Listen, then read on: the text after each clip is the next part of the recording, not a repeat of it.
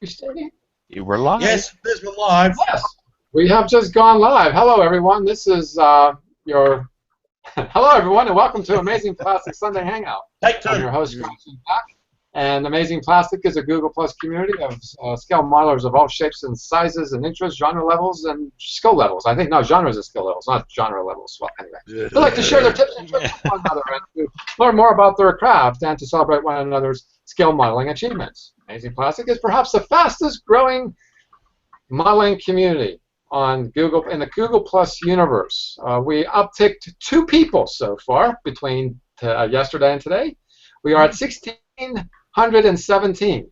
Wow. Wow. And joining us today Fantastic. joining us today are members and followers of Amazing Plastic who enjoy skill modeling camaraderie. I'd like to start with my Google left to right, and it happens to be David. How you doing, David? Good, Jack. How are you doing today? I'm doing well, thank you. I see you got a cat tail on your face there, mister. Yeah. Yeah, she wants to be on the TV here, too. There you go. How's the fires in California? Have they reached your neighborhood yet? They have been burning north and south of here. Oh, north and south. Wow. But, you know, they are slowly making progress, and we have been getting some really cool nights, so that helps them with the fire, you know, a lot more humidity in the air. So Good. I don't think they're all burning out of control like they were. I haven't been hearing too much on the news, so that tells me that they're getting them under control. So, but yeah, and we're starting to get our fall weather. It gets 90 in the day and gets down to 40s at night. So we're getting that big Really, that big of a swing? Yeah, big swing. Yeah. Wow. Well, you are technically in the desert. Yeah, the greener part of the desert. Yeah. The greener part. Have you done anything in your hobby? Well, I've been playing with my choo-choo trains, and I really haven't been doing a whole. I've been just kind of assessing what I want to do because one of them I want to do a lot more detailing on, one of the locomotives, and so that's going to be my nice winter project. And I'm gonna.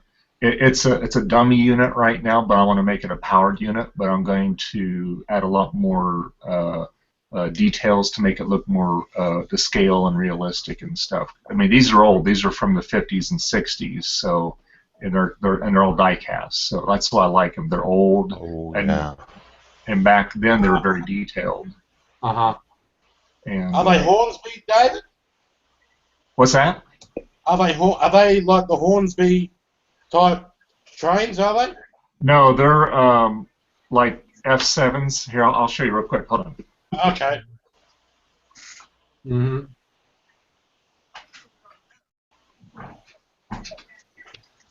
Okay. All right. So here's one of them. This is O scale. Oh, it's O scale. Okay. Ooh. And I don't have any weights in this one, but when you got all the weights in it, it weighs close to 6 pounds. Right now, this is about 2.5 pounds. Oh wow! And but they're it's very, very detailed. This is all die cast. It's about 8 pieces, and you put them together, and of course, then you got to finish the seams off, so you don't see the seams. But it's got all the grab irons on them. And what I'm going to do is I'm going to take these top vents out. There's retrofits where you take these out, and you can actually put the type that you can actually see through them, and the blades actually move in them. Oh, really? Yeah, so you can do that. I put on my other one, I put a Mars light. This one doesn't have it, but I'm going to add it on this one. I'm going to drill this out and have a double headlight on it.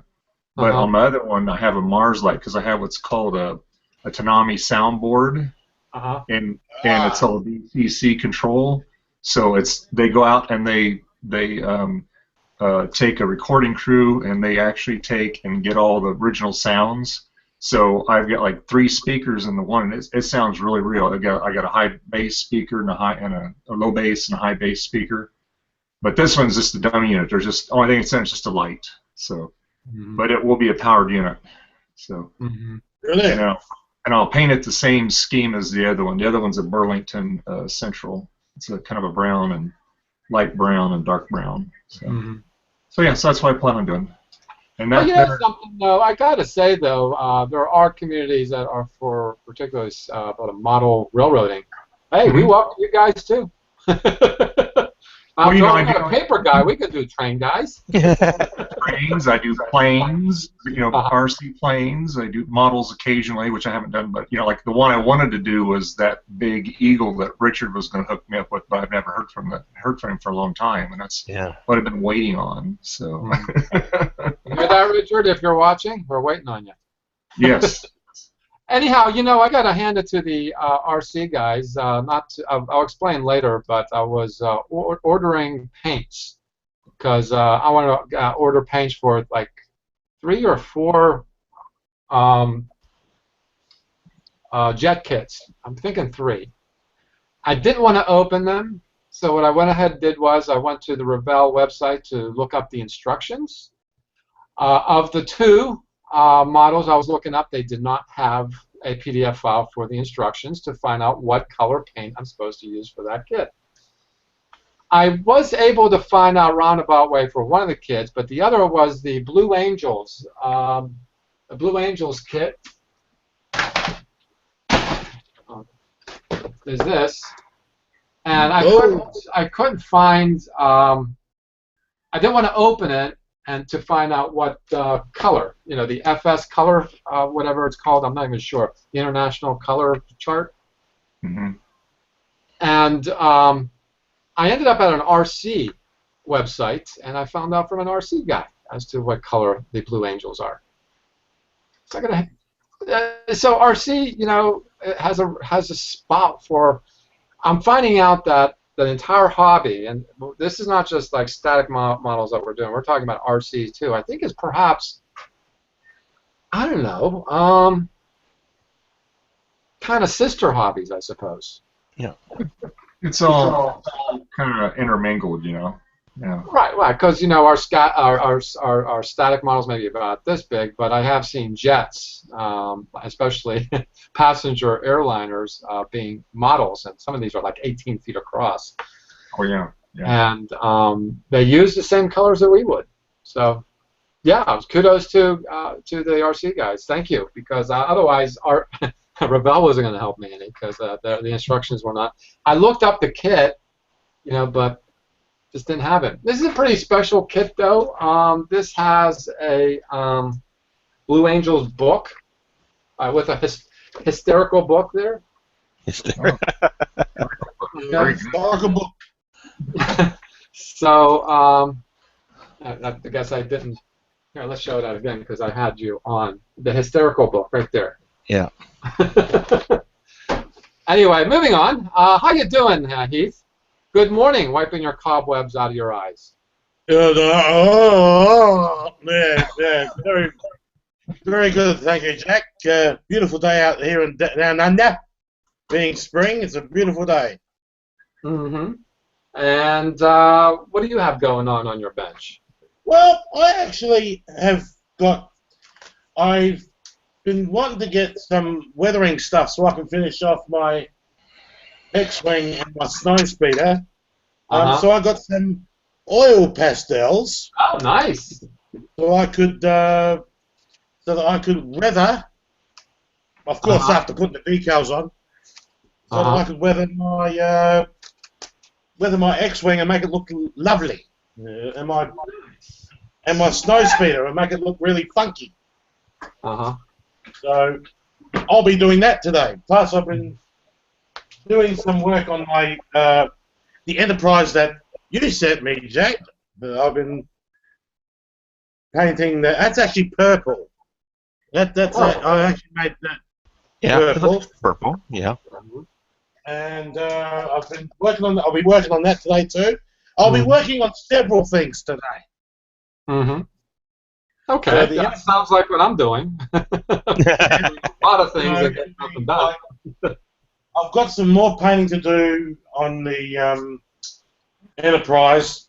I've got to do the deflected dish. I've got to repaint the photon bay because I stuffed up And I tried. Well, let me put it this way. I tried to put red over black, and it didn't work. Oh. The red paint that I've been using, it just I shook it all up and everything like that. But when it came to the red paint onto the black, where the photons are, it just came out clear. It looked like I was using a clear paint. So I've had to get some paint thinner, get the black off, and then I had to paint the So instead of painting it all black, I'll just paint the squares red and then paint it black after that. Mm-hmm. So there are very few paints that are going to paint over black. Yeah. And even opaque paints do not paint well over black. It's the thing is, I looked at it, and it was such a deep red that I thought, oh, it might look good. I was originally going to use orange, but the orange just did not look good. It just didn't look good at all. So I just got the red and then it stuffed up, and then I just stuffed it up and I'm going, right, that's it, I'm going to have to do it again. Wipe the black paint off, get some paint there, wipe the black off, and then just do it again. What you could have done is in the areas masked off that you want to paint, you could have painted it a lighter color like white or a very light primer on there and then put your red color on top of that. Yeah, I should have done that, James. I should have done that. You're right. I should have done that, but stupid me. Always in a rush. Always in a rush. There's never enough time to get it done. There's never enough time to get it done right, but there's always enough time to do it over. Do it over again, yeah. Well, let's get the part in question. Hang on a minute. I've actually given the secondary hole another coat of white. Yeah. So that looks. All right. Okay. Where are you? Where are you? I saw you. Ah, yes. Tipping me next time. God, Australian people are funny. Just continue on, Jack. When I find it, I'll wait till you finish and then. Very good. How you doing, James? I'm doing fine there, Jack. Have you cut out your space dock yet? I've got some more cut out. I've had a busy weekend because I've been at a con most of the weekend. But I have got some more cut out on the space dock. That's amazing. That's amazing. And you do go through blades doing that, no doubt. Yeah. So what's up? You said you're not. You didn't spend much time since yesterday. What are you doing? Yeah. What's going on? What's going on? Uh-huh. Yeah, well, like I said, I was at Fan Expo most of the weekend. How was it? It was very, very good, but very crowded. Of course. Did you take any pictures? Not as lot as I wanted to, but I got a couple. But yeah, paste some on the community just to whet our appetites. Handful, if not less. I mean, you can post. Yeah. But it'd be nice to see whatever we're seeing there. Find anything to buy? To spend money on? Oh, I spent money. Someone's damaged the plastic. No, yeah. Well, one of my other hobbies is figure photography. Oh yeah. So I had to get a couple more figurines for subjects. Right. And I got a couple of limited edition stuff that was only available at the con. So that's where I spent some of my money on. How you doing, Jay? Good, good. I almost missed it. I thought it was at 8. Yeah, it's at 7. Well, no, I believe you. I just decided to check in at a little bit after 7 to see if anybody was on yet, and sure enough, it was on. So, doing good. Sorry to catch you unprepared there. No problem. I've been I've been working on several things. I finally got a decent mixer and a really, really decent microphone that I am not using right at the moment because it picks up every freaking sound in the room. It's a condenser mic that I'm going to use for the Von Crypt show because it just literally picks up that you would hear the fan going quite loudly right now if I was using that microphone. It's also very heavy, and I would need a new microphone stand, but I'm running everything through the mixer right now, so, I can kick the bass way up and sound like I'm on NPR, or just, down to a normal level. I also been spending a lot of time working on a prop for Jessica and Adam. They have a comic called Satan Ninja, and it's bizarre, but they asked me if I would build, I'll share it with you, if I would build this right here, the glove. Mm-hmm. And so I've been working on that. They gave me an old, I think it's a Nintendo Power Glove that they wanted it based on. And while it doesn't look like I've gotten a lot done, a lot of it's in the other room drying and paint. But I took all the junk off of it. I made a leather piece back here, leather and plastic actually, and this is studded with jewels. It will be studded with jewels. The part up here, which is this size right here, the pentagram will light up with a bright red, and at the points of the pentagram they'll be white, and the whole thing will be battery powered, so he can wear it at conventions. But they need it for some live action commercials they're shooting for the comic, and they need it by next weekend. I was going to ask. It sounded almost like cosplay. Well, in a way, it is. It's for it's for some commercials for their comic. I think they're launching a website or something like that. I'm not sure, but they asked if I would do it, and I've been working on that and a few other projects, desperately trying to get the Dark Star finished. Mm-hmm. And I have been recording everything. As you can see, the rig is up here and everything because I am fully intending by every means necessary, even if it kills me, to get a new show out by Friday. So it will probably consist of a lot of the episode, or the glove build, because there's a lot of different techniques in here. There's plastic work, leather work, photo etching, electronics. So I'm going to be showing all these different techniques in it. So I think it'll be worth watching. Other than that, other than that, you've been very busy. It was funny because about noon today, Deanne suddenly looked up and went, "Hey, it's a 3-day weekend, isn't it? I don't have to go to work tomorrow." Right. He was as a matter of fact, my time has changed at work, so I got to set my alarm tomorrow morning when I get up to make sure that it gets done, and I'm sure I'll remember. But yeah, Jay.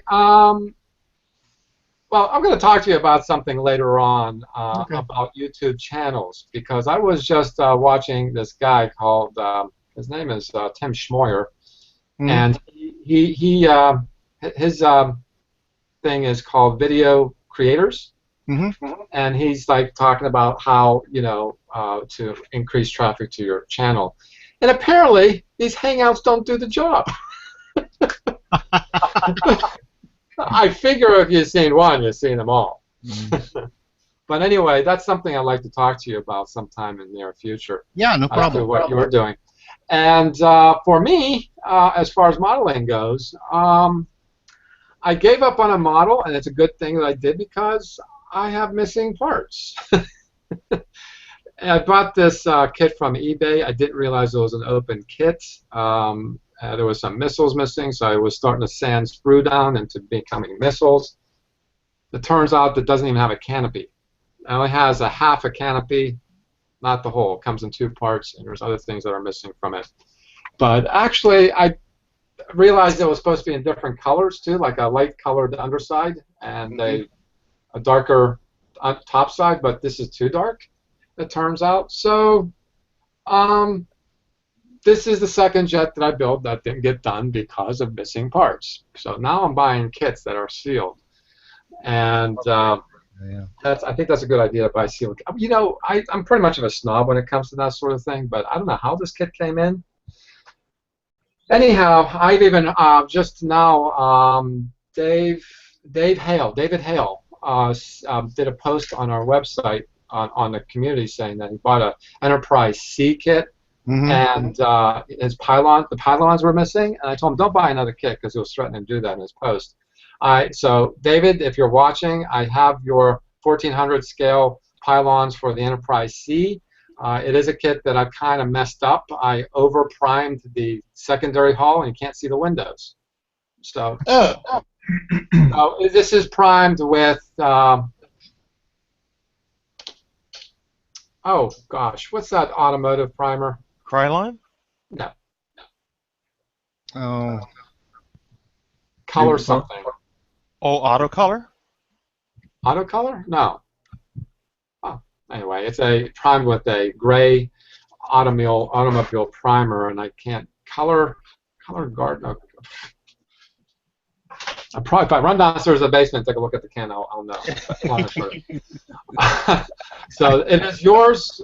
Just contact me, and I'll mail it to you. But anyway, I got started on another jet. I was pretty lazy in getting started, but this is the Nighthawk. Yeah. And the way the cover is being, the colors on the cover here, I don't care for, because the Nighthawk is supposed to be black. As it turns out, the instructions do say you can paint it black, and a matte black, no less. So I got that cheap 97-cent spray can, rattle can from Home Depot, and look how matte this is. Oh yeah. Ooh, It's nice. It's a bigger beautiful. model than I thought it was too. Yeah, it's about this long, maybe a little longer, I guess. Here's the underside. I think this is more truer to the length. 48 scale. Yeah, that's nice. Yeah, it's a pretty You're big really model. getting the planes, aren't you, Jack? And I'm going to use the stand from the Romulan Warbird as it stands. It'll work. That's cool. I like that. I like that. So, I think I'm going to pick one of those up. it's all done. So, anyhow, that's what I have been doing. I also discovered at Home Depot they don't, not at my Home Depot anyway, they don't sell 600 grit sandpaper anymore. I'm not pleased with that. Do they have an AutoZone in your area? Yeah, I'm sure. Yeah, there is. There's plenty of those. They around. have stuff up to I think 2,000 grit or 1,500 at least. Yeah. So I buy a lot of it there because I buy it in the 8.5 by 11 sheets, and then I usually cut it up into much smaller pieces, and just I write down on the back what grit each one is so that I don't forget, because you can't tell, especially with the really fine grits, you can't tell which is which. Well, I usually can feel the difference between grit. Yeah. I can feel the difference. As it turns out, our friend Joe is watching us, and he said duplicolor. Duplicolor, yeah. Okay. That's the one. The duplicolor. That's the one. That's the one. Thanks, Joe, for tuning in and straightening my By the butt way, out. Jack, I did a little checking, and Testers does make a Blue Angel Blue and a Blue Angel Yellow. That's what they're called, and they're really, really close. So I am exclusively painting in Vallejo. Okay. So Vallejo does have it. mm-hmm. I think it's only air and not the model color. It's the air color. I think there's one of the colors I had to buy that was air, and I wasn't particularly interested in, but that's all they had to offer. I think it is the. So yeah, I mean, thanks for that, but I'm exclusively in. Oh, that's fine. That's not a bad idea. And the reason being is I can paint in the wintertime. And the next home I go to, it's going to have like a big workshop, and it's not going to be a basement. Every time I stay late up at night, I watch late night TV because of my insomnia, and every now the Steel Garages commercial comes up, and I'm like, wouldn't that be nice? having a like a big garage door and open it up, and there's this, be really, what do you call? I'm not thinking. It's Sunday night. Workshop, yeah. I think we're off tomorrow because I would have been like. Yeah, having one of those steel garages, that'd be a nice thing to have for scale modeling now, wouldn't it? Yeah. Yes. As long as you could keep it, warm in the winter and cool in the summer, and not the opposite, that would be great. Yeah. As long as Yeah, it's when it's insulated, yeah. Mm-hmm. right. I do think some of those come insulated, though. I do. Yeah, yeah. some of them do. They come in. They're like double skin with insulation in between. Mm-hmm. Mm-hmm. Makes it a lot easier to keep it temperature regulated. Right. So like I said, I used the cheap rattle can as my color, and I went to like I said, I went to the Home Depot. Rust-Oleum is coming with all kinds of colors. Mm-hmm. There's purple and pink and yellow, and soon enough there'll be enough rattle cans to paint a model. I picked this stuff up at Hobby Lobby. It's Krylon frosted glass finish, and this stuff is one of the nicest. I mean, it's in order to, well, this is a piece of clear plexiglass that I wanted to look frosted, so that light will diffuse through it, and this is better than any dull coat I've ever used. Krylon does make a good diffuser. Mm-hmm. It doesn't. What's the label again? Hold it up. Krylon frosted glass finish is what it's called. And They also make a Krylon Frost. yeah, and there's the matte and super gloss finishes, which are both really good as well too. Right. Right. I can hear crickets. Oh, you're thinking about something. I can hear crickets. See if okay, there we go. Anyhow, I had lost Amazing Plastic on my other window here, so I'm still trying to bring Amazing Plastic up so I can screen share. I don't know. All of a sudden, a computer said, "Oh, it's a bad." Yesterday, after the Across the Pond Hangout, I decided to get rid of a free firewall that was turned on by me from another member. I did not like it. It slowed the computer down and so on. So I decided to go back to McAfee. Mm-hmm. And there was a young lady in southern India who spent 2.5 hours fixing my laptop, and I did this computer by myself. It took another hour to do this. So my whole afternoon was in computers. So as from the survey that I had on the community, I think what kept me from my modeling this past couple of days is my computer. Well, if anything's going to do it, that will. Right. So I have McAfee running, and it's great stuff. It's working wonderfully now. But of course, still my computer don't like the broadcast hangouts. On a regular hangout, when we hang out aside from this, it works just fine. So as I'm trying to bring up, I'll leave the floor to you guys.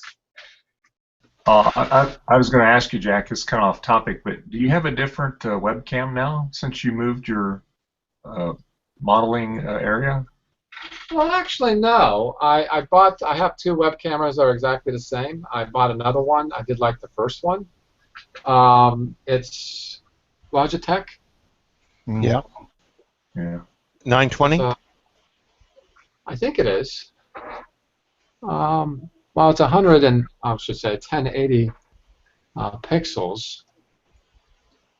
It looks a lot sharper than the one down the basement. But that could be because of lighting too. No, I think it was the software that I was running on a computer actually. As I said, I had McAfee for a bit, and I went out and I got something different. And I'll tell you what, that's something different. I don't want to say the name of it, but it was free. So when you get something for free, you get what you pay for. Yeah, I've got Norton, but the only reason and way I've got Norton is because it's free with Comcast. So, that works. Well, I have Comcast. I had to buy it. If I had to buy it, I wouldn't be able to because it's like $100 a year or something, and I'm, Mm-hmm. not that dedicated to computer safety. So. Oh gosh, this is ridiculous. If I can, here, run a screen share to show you what's Oh, it's going to make a liar out of me now, watch. So,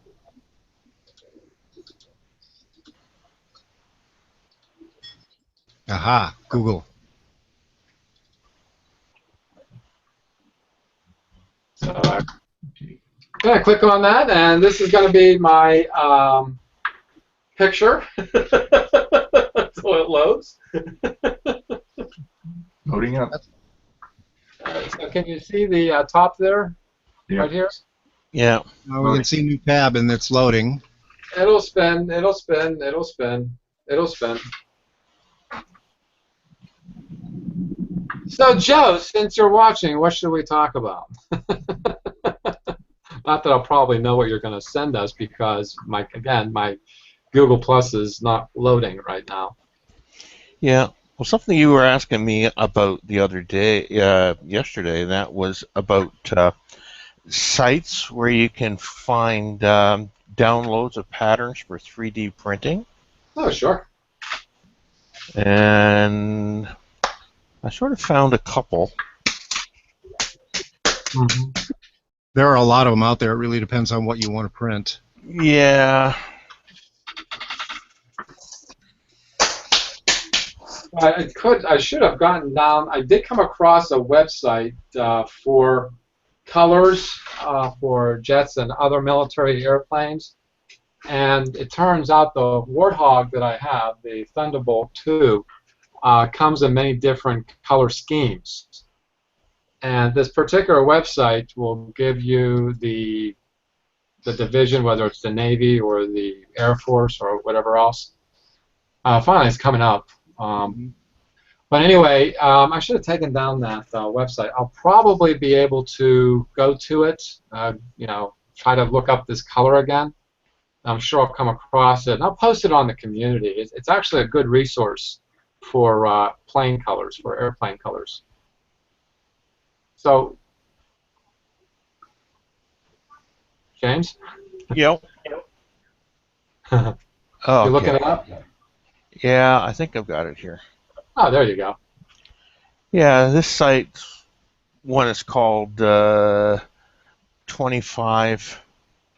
3D printer STL sites, and this one goes through and lists a lot of the popular sites that you can get patterns from. Pin Shade, Thingsburst, which is operated by MakerBot. And U Magazine. They have a community where people share their designs. Cubify, My Mini Factory, all sorts of. There's actually quite a few. So even Autodesk has a site that you can get patterns from, that they have a share site on, especially if you're using the Autodesk 123D home program. So there's quite a few out there. So 3D, and this other site I found, which was called Maker Shop, and they had a lot of stuff. have you heard of IPMS.com? No, I haven't. All right.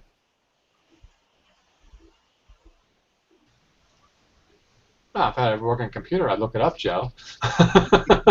Yeah. It's amazing, the 3D printers. I mean, the costs are really starting to come down on those things. Yeah. Oh yeah, and they're also getting better in quality than what they were. Well, this is the site. They even got a motorcycle here that you can download to build. Wow. Yeah, I think it's great that a year ago people were bragging about only spending $1,500 on their 3D printer because they built it themselves. Yeah. And now you can get one that's a lot finer quality for less than $500. Less than $500. Yeah. You know. Yeah, you can buy the liquefied ones now too. Mm-hmm.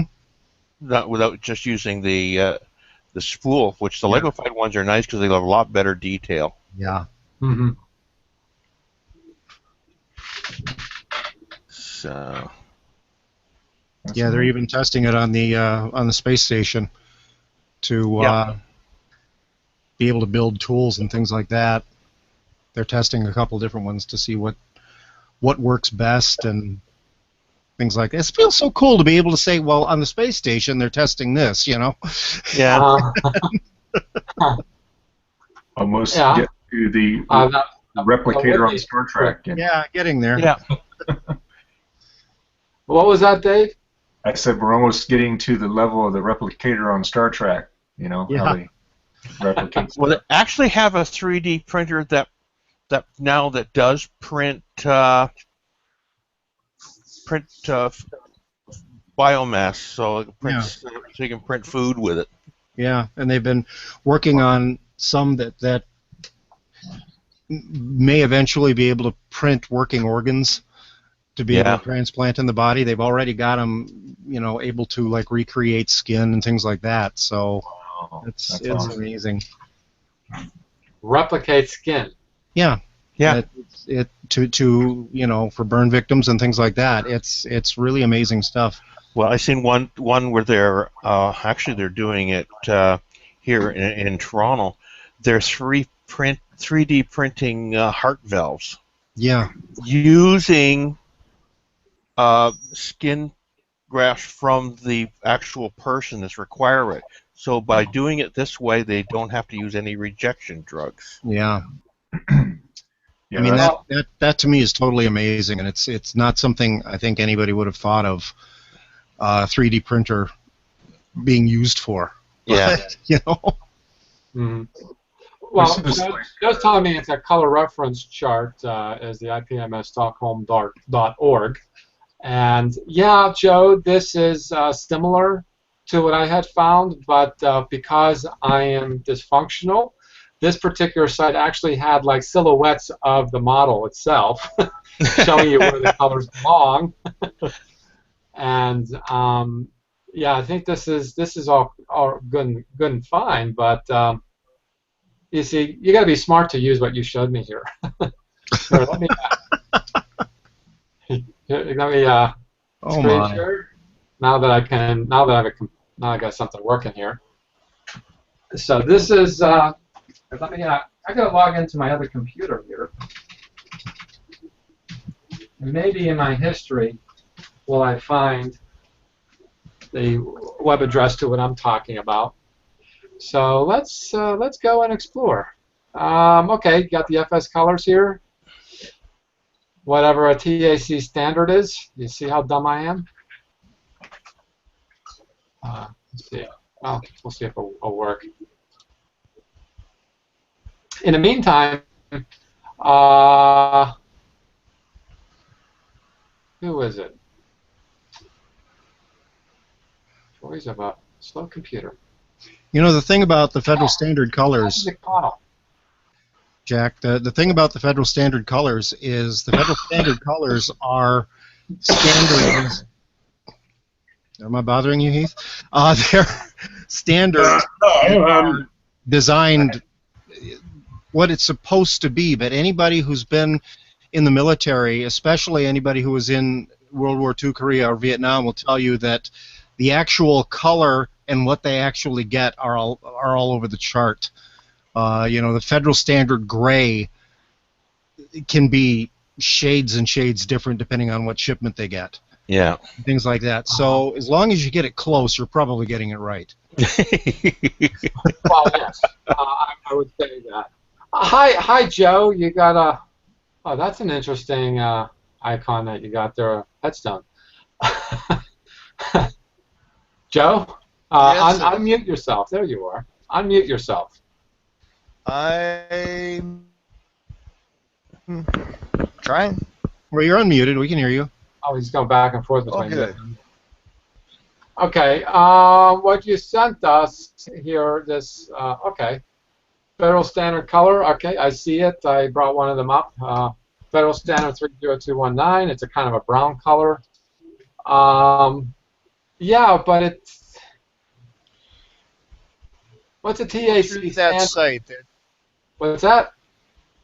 if you go through the Stockholm site, they ask for, I believe it's almost every country, Uh-huh. and they have from like World War I on. So that should help you some with some of the aircraft colors. Uh-huh. But you're going to have to go through that site just a little bit just to try to figure out which one's which. Mm-hmm. It's actually one I refer back to quite a bit. I wouldn't looked into my history though. The history doesn't give me enough depth. I guess this was yesterday, and I was playing with the computer today, so it's coming up all kinds of with other websites, like the X-Files I was watching earlier. Okay, no, that doesn't do it. Let's see. Ken McConnell is building something. Do you guys know what he's building? Because I think it's really cool, but I just don't know what it is. It's a ship that we had designed for him. It's another one that he's building for a cover for one of his books. Oh, I see. Here's a picture that says how amazing how realistic it gets after a pass with oil wash. Starting to look like the Roanoke now. Yeah. The Roanoke. I should know who the Roanoke is. It's in one of his books, one of his sci-fi books that he writes. Oh, okay. Okay. So I'm looking at all these pictures. Yep. Boy, I wish I could talk to him. How does he get all these little parts on here? Or is this 3D printed? 3D printed, and he robbed a lot of model kits. He certainly did rob a lot of model kits. That is really cool stuff. Jack, Yeah. TAS is actually TAS. It's not an anagram, and it is basically colors that were set up for silkscreen printing, that are designed specifically, or that were designed for silkscreen printing. It's a company that created silkscreen colors and color machines, and not just screen printing, so that you could print on boxes as well as things like T-shirts. It's basically the printing industry standard. Oh, Oh. okay. Okay. I had to look that up because it was bothering me. I didn't know. Because I've seen that as well. Living in. I've seen that, task color a lot, and I'm like, okay, what does that mean? Uh-huh. Well, there was a lot of talk, and somebody asked me, and I can't remember who asked me, and I says I'm not interested, asking me about the new Star Wars models that have come out. Mm-hmm. Yeah. I don't know, for whatever reason, I'm just not interested. Maybe perhaps because it's popular. Once it becomes unpopular, then it'll be popular with me. Once everybody's got something. All right, Joe, you got to start talking about this. Talking about what? I'm screen sharing. Aha. What shall I say about it? What shall you say about it? You do a lot of cutaways. I try to. Okay. What you're looking at is the starboard wing of the P-51D Mustang Hasegawa kit. Okay. The black piece there with the two silver highlights, that is the fuel cell. The black piece beside it with the white oblong pieces in it, that is the gun bay. Mm-hmm. And that's where I was at that moment. As of now, well, the wings are silver, the gun bay is silver, Mm-hmm. the guns are gunmetal, Mm-hmm. and I even went so far as to paint the exterior of it a gloss black. Mm. Mm. What my thinking in this is, obviously this is not a part of the kit. No. This whole thing, I mean, not even close to being part of the kit. And is there a reference available to get these looking the way, any particular way? Oh, absolutely.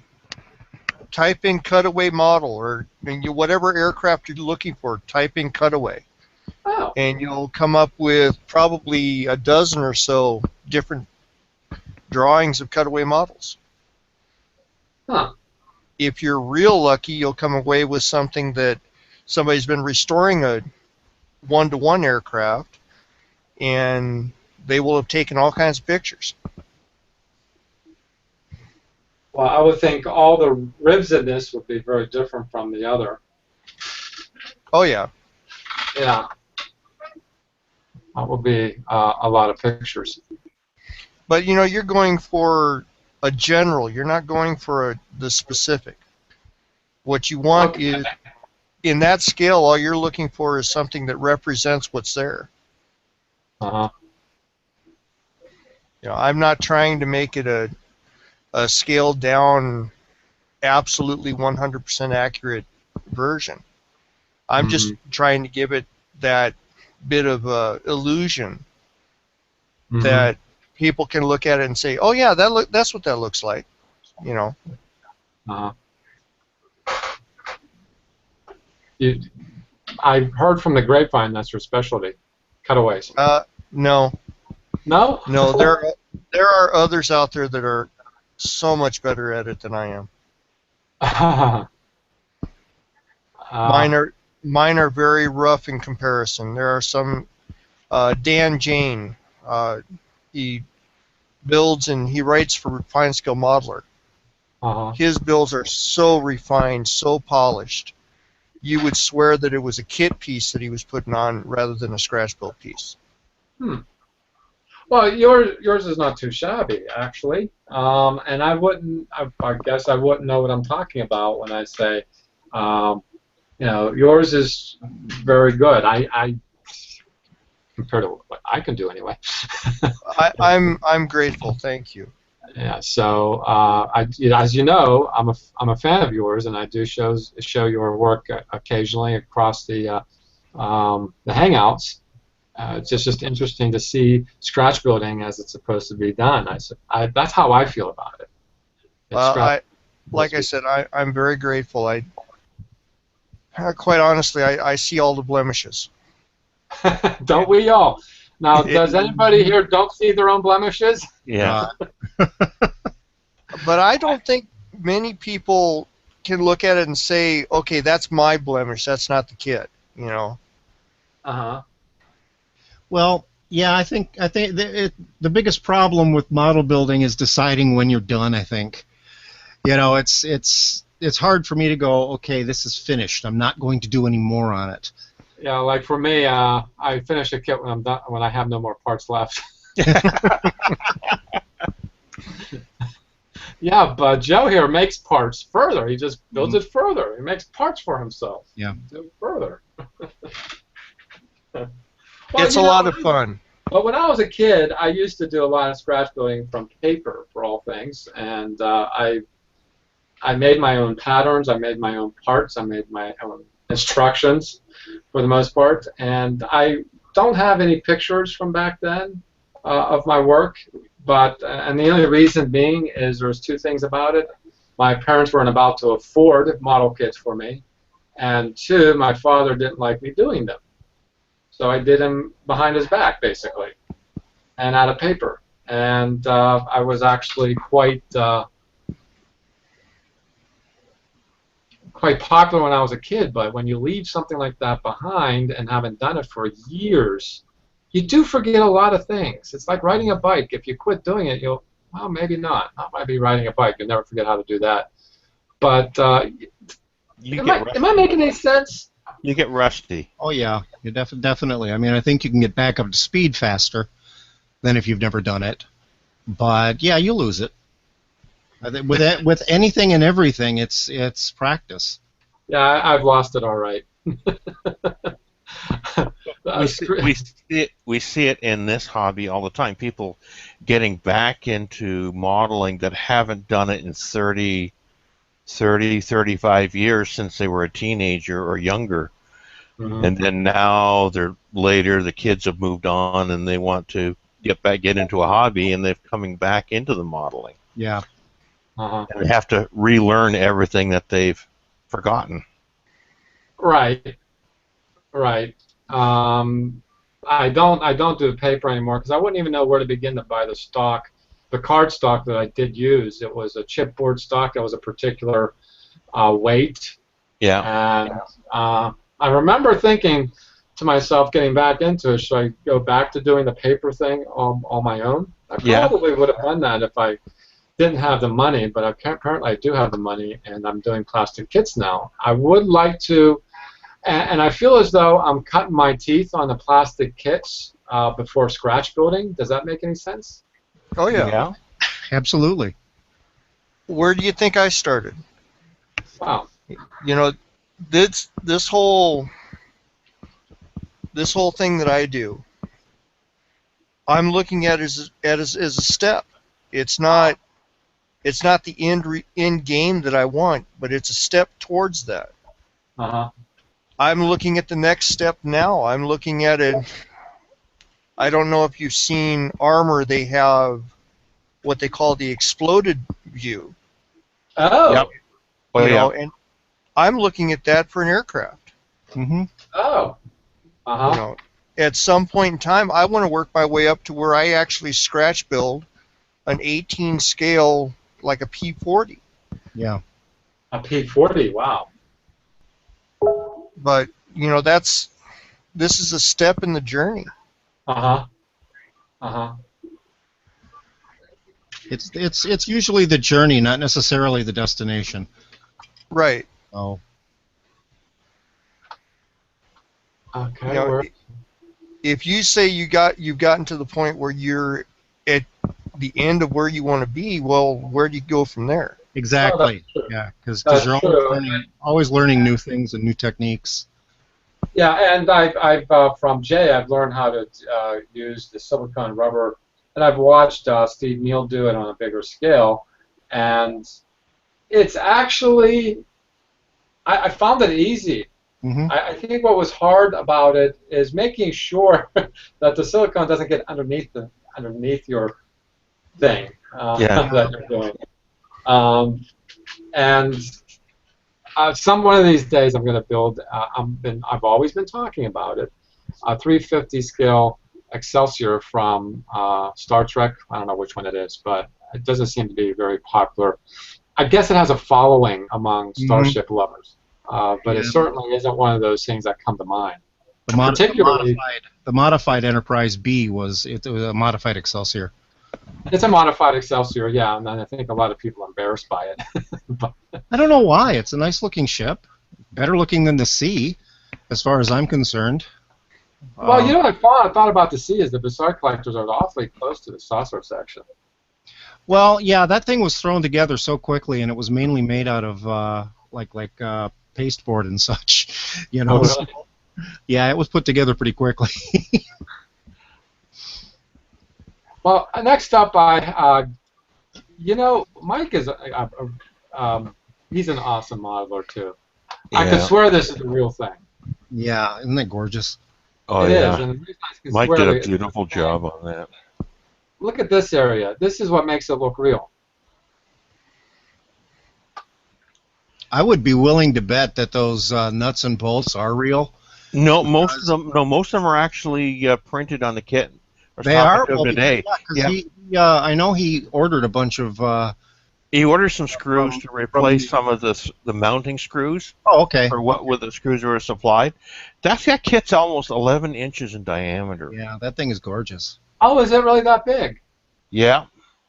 Oh, that's good. Yeah.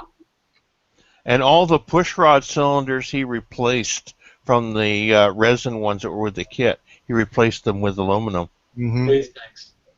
Yeah. Yeah. What are they called? They're pushrod cylinders.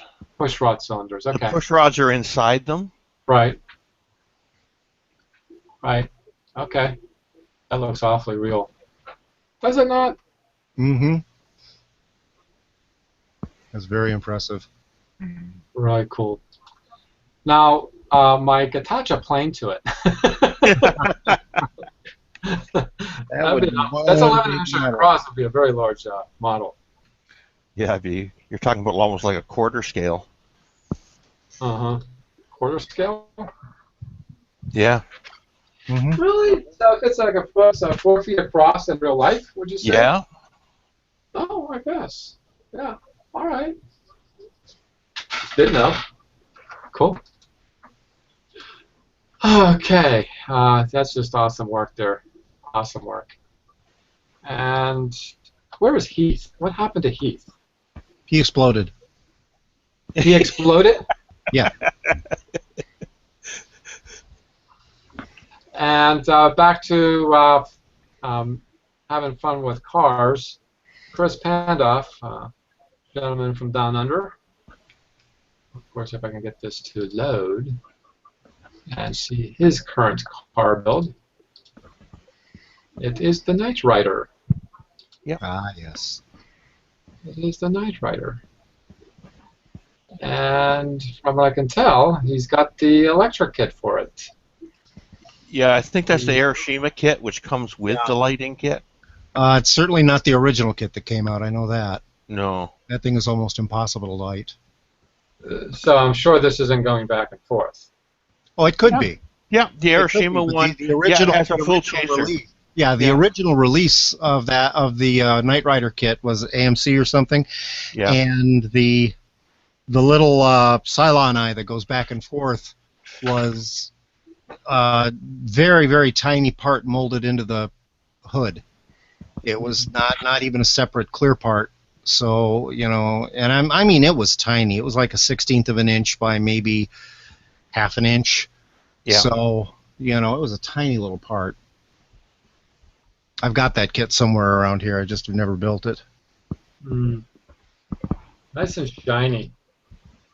Did a good job on the shine here. Wow. Mm-hmm. I can tell what kind of light fixture he has in the ceiling. That's some good gloss, I tell you. Yeah. Yeah, it certainly is. It certainly is. It's really good. I mean, if you can tell what kind of light fixture just by showing off models. Yeah, cool. Yeah, he's very talented with the cars. He's a very good car builder.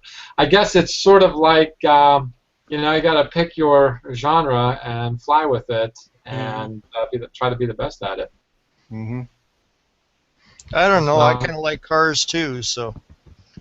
Well, when it comes to models, you can be really, really good at multiple genres. I mean, I love World War II planes, but I don't build many of them. But when I do, I take my time and try to make sure they look really, really nice.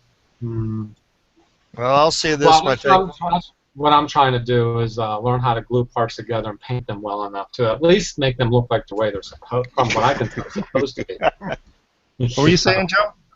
I was going to say, I try to do all this other stuff, but I will never say that I'm good at any of it. Well, I think we'd say that you're good at everything we've seen so far. So. Yeah.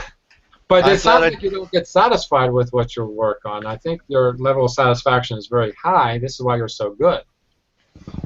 Just saying. I think anybody can do what I do. And I think most would do it a whole lot better. But to be satisfied with one's work, I think, is why we do it. Oh, I'm never satisfied. If I ever get satisfied, I won't pick up the hobby anymore. Okay, that's fair enough. I just like doing it. It's not because I'm satisfied. It's just like I'm crazy enough to do it. Or at least try to do it. Now that I'll admit to. I'm crazy. We all are to a certain extent. Mm-hmm. I found that an interesting. I don't know why, but with the talk about the World War II planes and the Mustang there, I just find it interesting because you never get this impression from movies. But in World War II, the average fighter pilot had approximately 15 seconds worth of firepower, and that was it. Yeah. Oh yeah. You know, when they were shooting, they usually kept it very, very, very quick little bursts because they had about 15 seconds worth of ammo. and that, Oh yeah. and that was it. Yeah. So, And in most cases, only 5 or 10 minutes over the zone. well, yeah, Mhm. yeah. Or Unless they you were wouldn't have enough fuel to get back. unless you were in one of the German jets or rocket planes when you had maybe 90 seconds of time battling, and then you had to turn around back, and that's Yeah. if you were lucky. Oh, yeah. The things you will learn at a scale modeling show. Seriously, because I think I do it for the knowledge of the history. I've learned a lot about cars. I've learned about airplanes. Like the P-47 that I built, how important that was. And when I went to the Air and Space Museum, saw P-18 and realized how important some of these planes jets are for our defense. Anyhow, as if this is your first time joining us for this Hangout and want to view the other Hangouts on Google+, go to my channel on YouTube, Scratch and Jack, and go ahead and like this and perhaps make a comment, question, or something. I don't know whether or not you like this or not, and ask a question. I did change a piece of the community. Oh gosh, go back. The part, of course, I try to. About this community section of the front page. Yeah. I changed something on it. Amazing Plastic Hangouts. When you click onto that, you'll go to my YouTube. I tried it. It did do that. So, anyhow, thank you for watching. And a couple of weeks across the pond on Saturday, and a couple of weeks from today, the Sunday Hangout. Thanks for watching, and happy modeling, everyone. Good night. Good night. Thank you.